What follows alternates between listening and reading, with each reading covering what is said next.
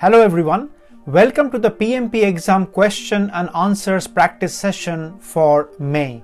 So just like the previous months, we would be solving 5 medium to high difficulty level PMP exam style questions today in this video. And for each of the 5 questions, we would be doing a detailed explanation on the correct and the incorrect answer choices. The intent of this exercise is firstly to test how well you are prepared for the PMP exam. So for example, you can use this scorecard that you see on screen to test your performance across the 5 questions. And secondly, the goal of this exercise is to develop your understanding on the correct process and strategy for solving PMP exam questions efficiently. So please give this video a like and let's get started with question number 1. Right, so question number 1 guys, the drill will remain the same as per the previous monthly Q&A sessions. Please pause the video and try to answer it before we solve this together. Okay, so let's get started. A project deliverable fails to meet the required quality standards and it is rejected by the customer.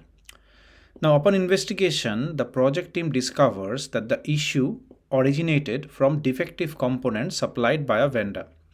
The vendor has stated that they are unable to resolve the problem. Okay.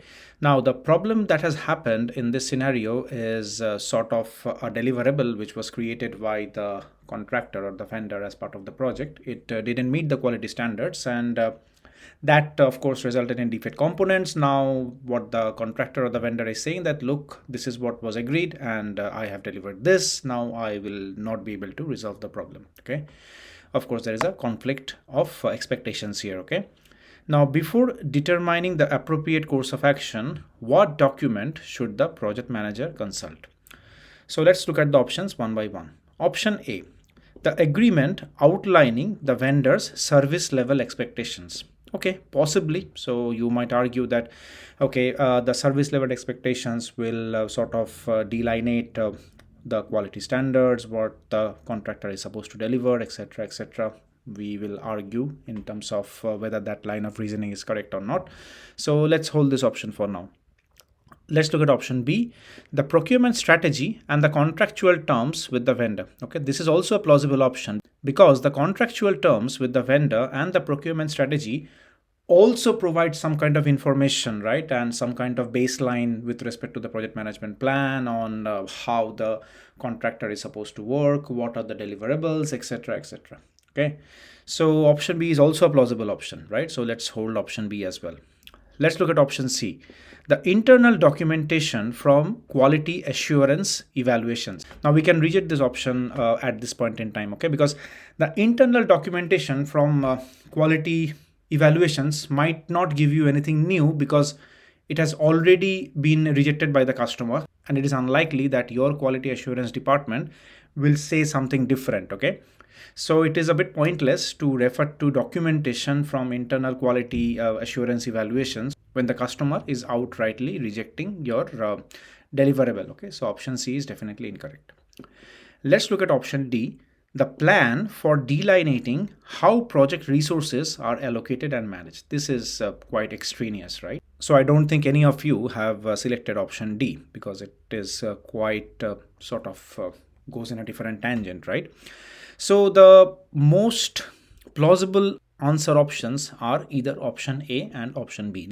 Now from this point onwards, to evaluate which is the correct answer choice, you need to understand what is a procurement strategy, what is a contractual term, vis-a-vis what is an SLA or what is a service level expectation. Okay. Now going back to the basics of project management here, guys, procurement strategy or contractual terms with a procurement vendor is the what. Okay, so what they are supposed to deliver. It is at the very, very core of your project. And in terms of the specifications, the success criteria, quality standards, in terms of any regulatory requirements, etc., etc., everything is captured in the contractual terms with the contractor or the vendor. Okay, now SLA is very, very different. Okay, because SLA is about how will the contractor deliver it. Okay, what will be the service level expectation?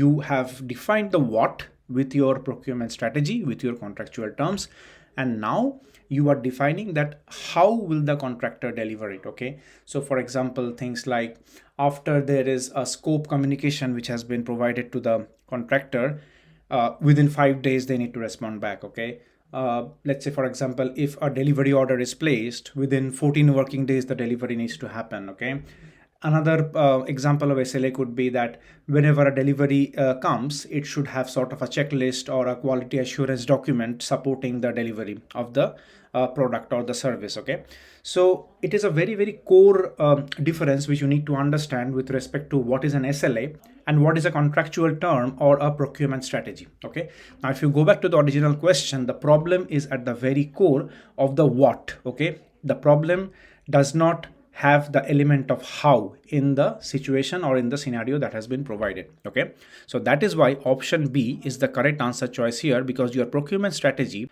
and your contractual terms with the vendor will actually delineate what are the required quality standards, what has been documented as part of your procurement management plan, what was the expectation from the contractor in terms of the success metrics of the deliverable.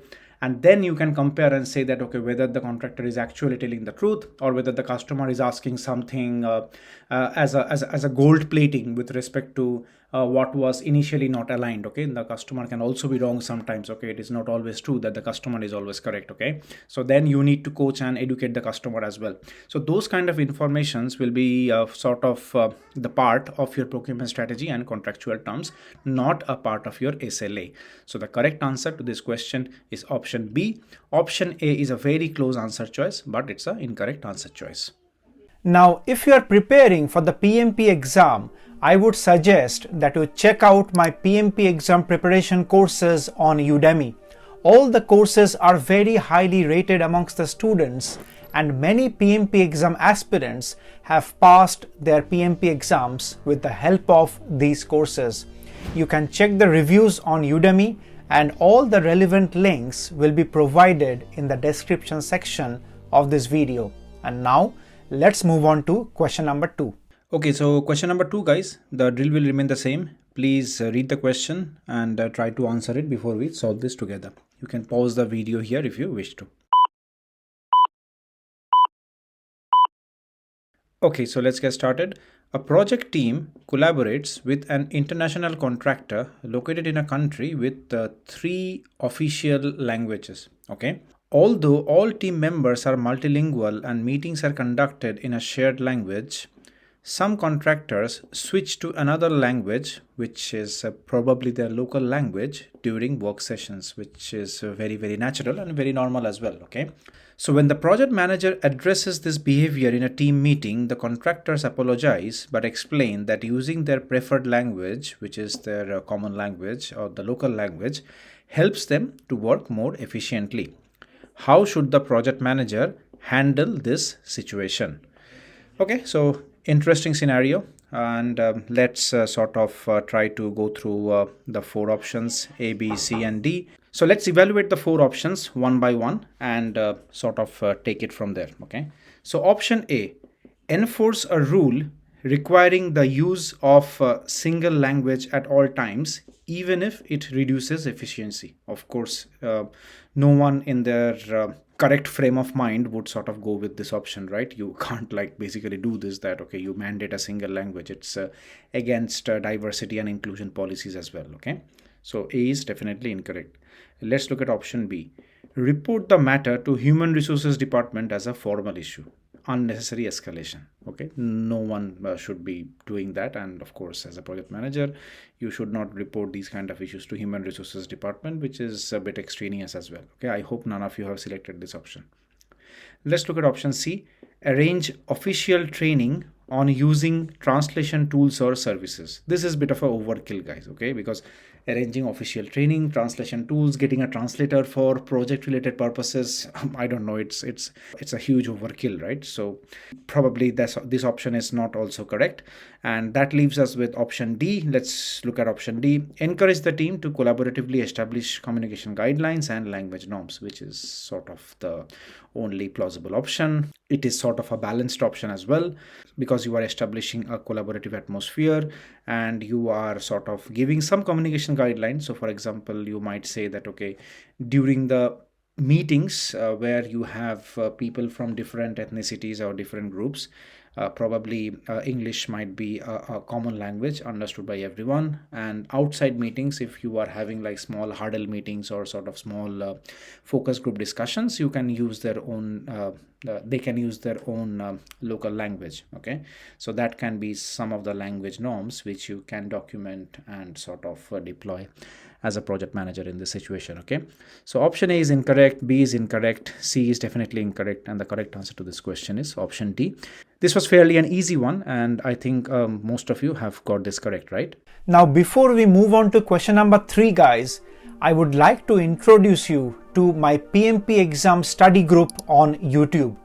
It's a monthly subscription based membership model, and you will get daily posts on highly nuanced tips and tricks to prepare for your PMP exam, which are generally not discussed on my YouTube videos. You can try it out for a few months and cancel anytime if you wish. Feedback from students for this study group has been excellent. Alright, so question number 3, guys, please read the question and try to answer it before we solve this together. You can pause the video here if you wish to.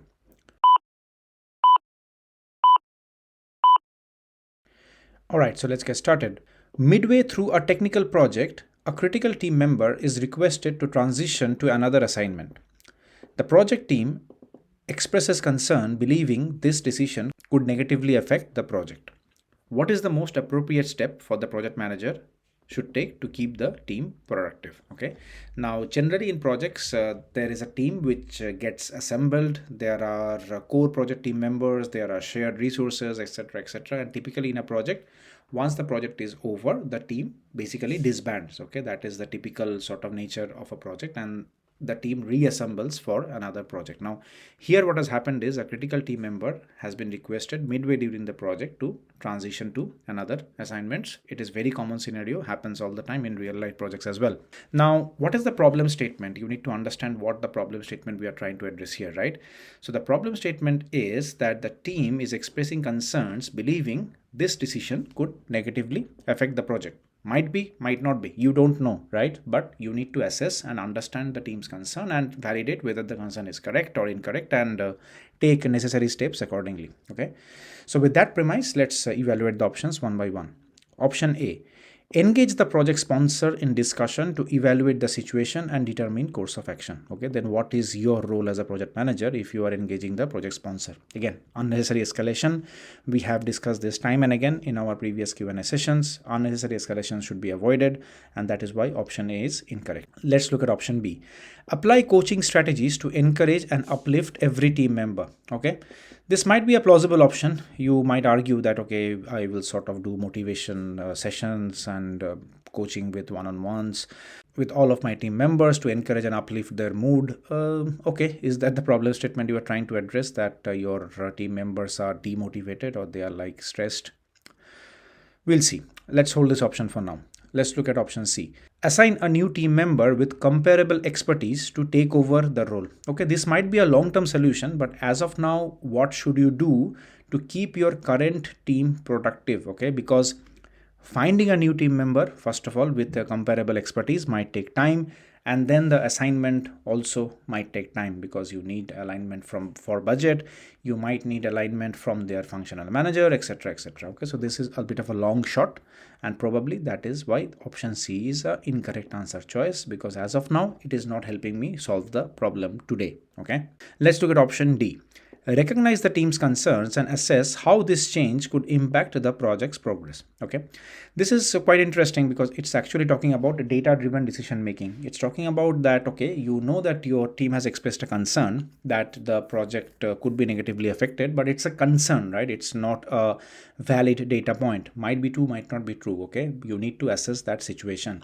So I think as a servant leader or as a good project manager, you should recognize the team's concern, and now you should sort of get into a discussion or into a sort of a brainstorming session to assess whether actually this change affects the project progress and what could be the mitigation actions. Okay, and that way you keep your team productive as well, and you also address the concern which the team has expressed. Okay, so that is why option C looks like a very, very good option, and this is the correct answer to this question.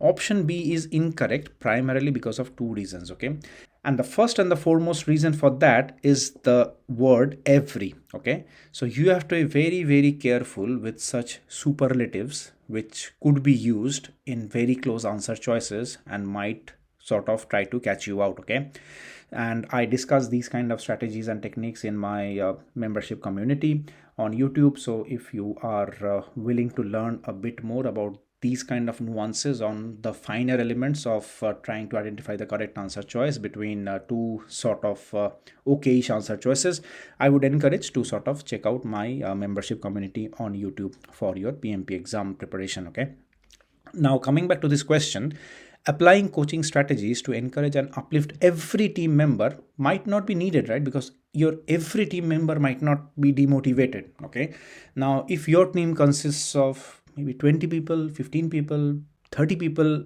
is it possible to sort of do these kind of sessions for all the team members? And again, what is the problem statement you are addressing? And that is your second level of argument why this option is incorrect. Okay, now nowhere in the question it is saying, or let's say nowhere in the scenario it is sort of mentioning or giving that indication that there is sort of a demotivation issue, or there is sort of let's say an issue which would need uplift by you as a project manager. Okay, it is not saying that. Now, expressing concern doesn't mean that your team is demotivated. They might be motivated than ever before, right? However, it is quite important for you to understand what is the problem statement that we are trying to address here. Okay, and here we are trying to address the problem statement that your team has expressed a concern. You need to validate that concern and sort of keep your team engaged to keep them productive. That is the problem statement we are trying to address. Option B is very, very overarching. However, again, as we discuss in our membership community, and I have discussed this a lot in our previous Q&A sessions on YouTube as well, that your job as a PMP exam candidate is to identify the best answer choice between the four answer choices. Okay, it is very, very different from a correct answer choice. Okay, because the correct answer choice might not be always be available, and you have to sort of select the best answer choice out of four. Okay, now that is why option B, if it was the only answer choice that would have made sense, I would have gone with option B because I didn't have any other answer choice which was more correct. However, here in this scenario, option D is the perfect answer choice, which is more correct than option B because it is very specific, very to the point, and addresses the problem statement very, very clearly. And that is why option D is the correct answer to this question. Option B is a very, very close answer choice, but it is incorrect, or let's say it is the second best answer choice, and that is why it is incorrect. Okay, because it is sort of generalizing a lot of things which is not stated in the project scenario that has been provided to you, and it is taking a lot of assumptions into consideration which might not be true. Okay, so option B is incorrect, and the correct answer to this question is option D. And now let's move on to question number 4. Right, so question number 4, guys, and this is a question on the topic of earned value management. If you are preparing for your PMP exam, it is a very important topic in your syllabus. So whichever course or book you are following, you have to study this topic in very detail and understand the core concepts. However, I also have a very dedicated course on Udemy on earned value management, which will literally take you from the A to Z on earned value management. So if you need a deep dive on this topic, I would encourage you to check my course on Udemy. I will leave the link in the description section of this video. Right, so let's come back to this question. So please read the question and try to answer it before we solve this together. You can pause the video here if you wish to.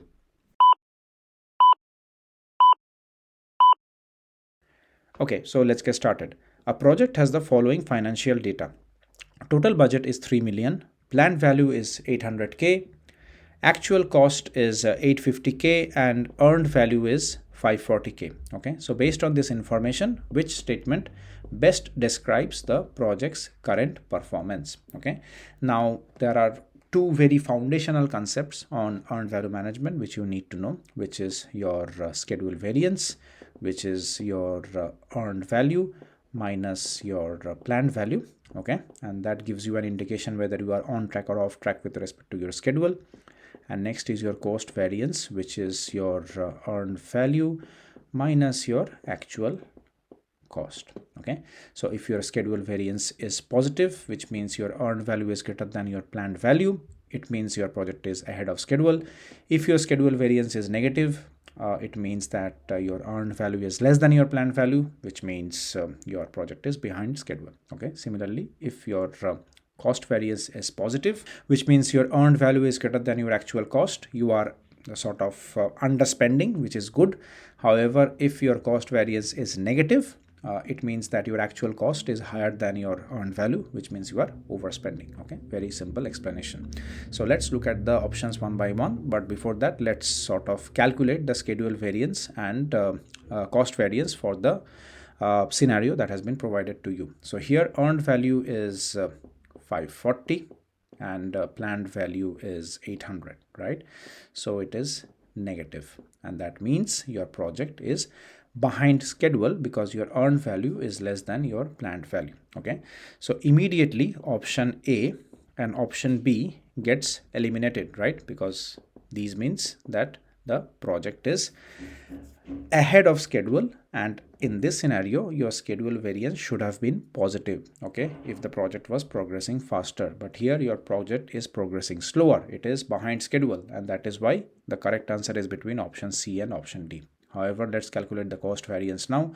So the cost variance is earned value, which is 540 again, minus your actual cost, which is 850. Okay, so that is also negative. Your actual cost is higher than your earned value, okay, which is negative, which is a bad thing, and which means that you are overspending. Okay, so the correct answer to this question is option D, which means the project is lagging in both schedule and spending. Okay, option C is incorrect because the first part might be correct, that the project is behind schedule because your schedule variance is negative, but spending is less than expected is incorrect because actually in this scenario spending is more than expected, and the reason for that is your actual cost, which is 850, is more than your earned value, which is 540. Okay, so the correct answer to this question is option D, which means your project is lagging both in schedule because your schedule variance is negative and in cost because your cost variance is negative as well.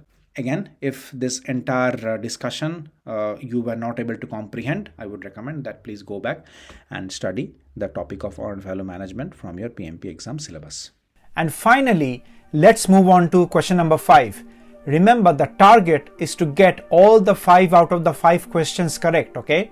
However, the minimum expectation is that you will get at least 4 out of the 5 questions correct to consider yourself fairly well prepared for your PMP exam. You can assess your level of preparation according to this scorecard. So here comes question number 5. Right, so the final question, guys, the drill will remain the same. Please pause the video and try to answer it before we solve this together. Please note that this is a multi-select question where you have to select 3 options which are correct and 2 options which are incorrect. Okay, so let's get started. Please pause the video and take a shot at it.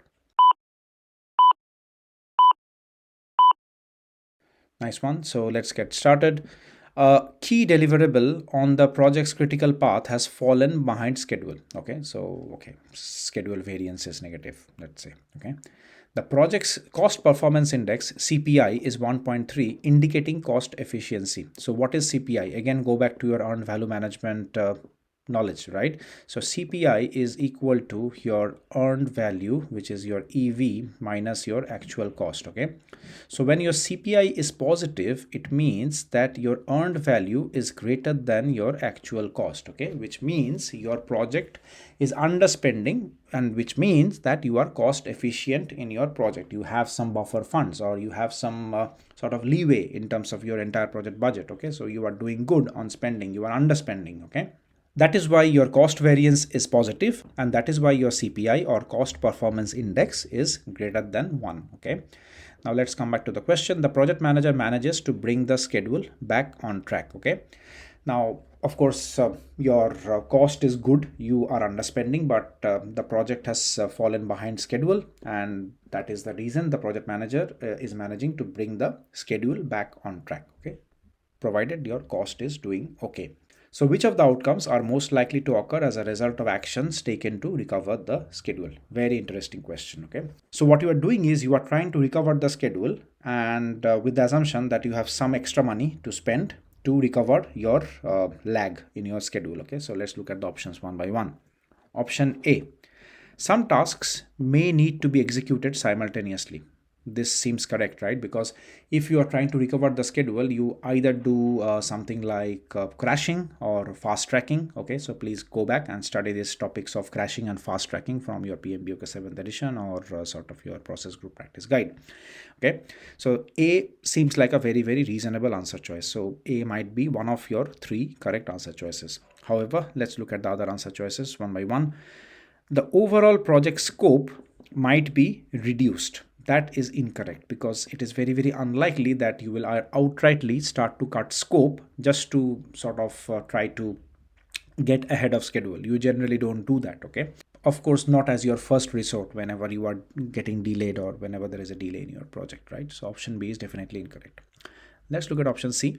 There could be an increase in project related risks. This is also correct, guys, okay, because whenever you are executing things simultaneously, whenever you are crashing, whenever you are fast tracking activities in your project, there is a very high probability that the risk will increase, and it has to be managed, okay. So it is very crucial for you to understand that crashing and fast tracking comes with number 1, increased risk, and number 2, it will also increase the cost as well, because you will hire additional resources either internally or externally.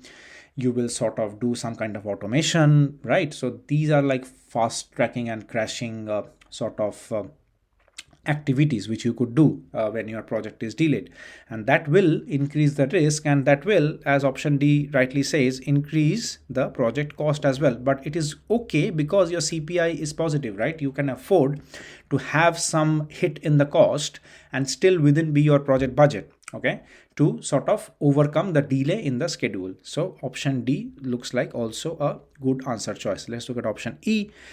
The team may need to redo certain tasks. That is totally random, and I don't think that really fits anywhere in the overall logical reasoning of the question that has been provided, okay. So option E is also incorrect. So the correct answer to this question is option A, option C, and option D, okay. Option B is incorrect, as we rightly discussed that you can't outrightly start cutting scope, and option E is also incorrect, which was because it is very extraneous in terms of the logical reasoning that has been provided as part of this question, okay. So the correct answer is option A, option C, and option D, and that gives you 3 correct answer choices, okay. This is a multi-select type of question that you will experience in your PMP exam. So it's good that we practiced a typical question like this in today's monthly session. Hopefully you liked it. I hope you liked the session, guys. Please press the like button and subscribe to this channel if you really found this session helpful for your PMP exam preparation. Also, do not get demotivated if you have scored less, okay? Remember, the key is to analyze and learn from your mistakes and course correct now, so that you do not get caught out during the actual PMP exam, okay? Thank you for watching, and I will see you again in the next video.